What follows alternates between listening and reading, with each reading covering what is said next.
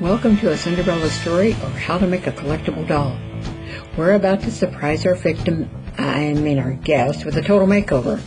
Our cameras are trying to find, there she is. How about a big hand for Rhonda? She has no idea what's in store for her.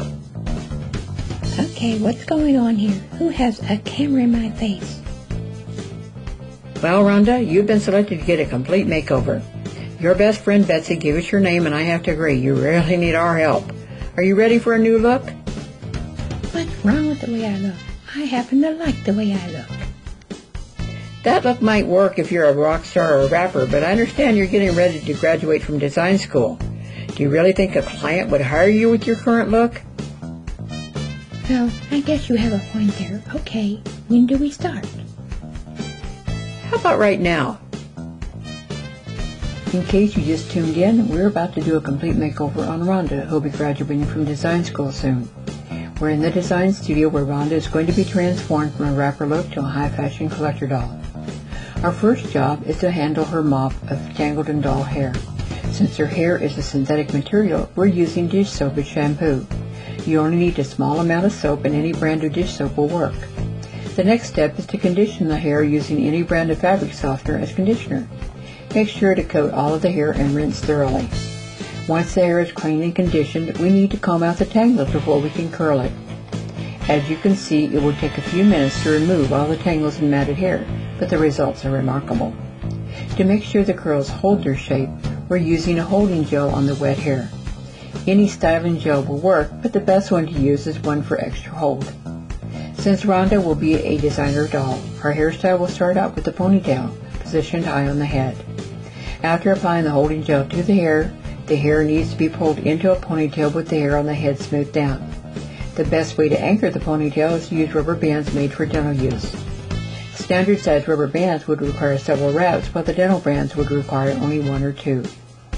For curlers, we're using drinking straws cut into 2-inch lengths and straight pins. We're only cutting a few at a time since we don't know how many we will need.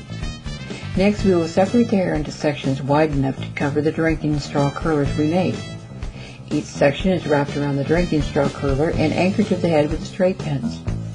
I'm sure glad we're doing this to a doll instead of a person. Those pins would hurt like hell.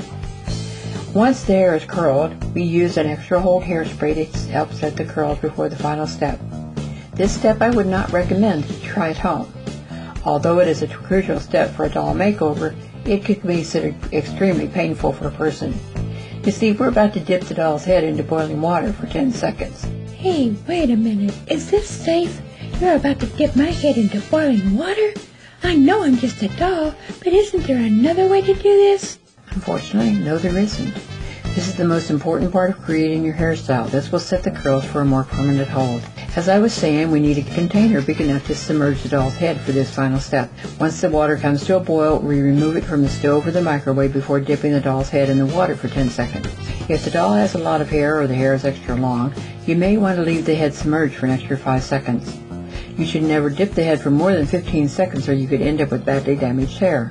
Use a dry towel to soak up the extra moisture and allow 24 to 48 hours for the hair to dry naturally. Wow, I didn't feel a thing.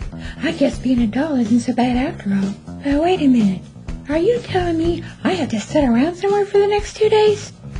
Actually, you can do whatever you normally do. You just have to do it in curlers. Besides, our dress designer needs that extra time to complete an original dress design made just for you. Here we are at the designer studio where we are about to see an original gown created from the designer's imagination. She sometimes uses a ready-made pattern for the basic design, but the finished product will be completely transformed into an original creation. As you can see, she has laid out the pattern pieces on the material before pinning the pieces into place and cutting it out. The pin cushion you see is actually sitting on the pattern piece to weigh it down while the designer pins the pattern in place.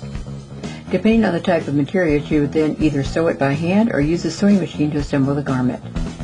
Once the garment is assembled, she will try it on a doll to check the fit and make any necessary alterations. Now that the dress is assembled, the designer will try the dress on Rhonda. If there are no other alterations necessary, the designer will actually sew the garment onto the doll instead of making it removable.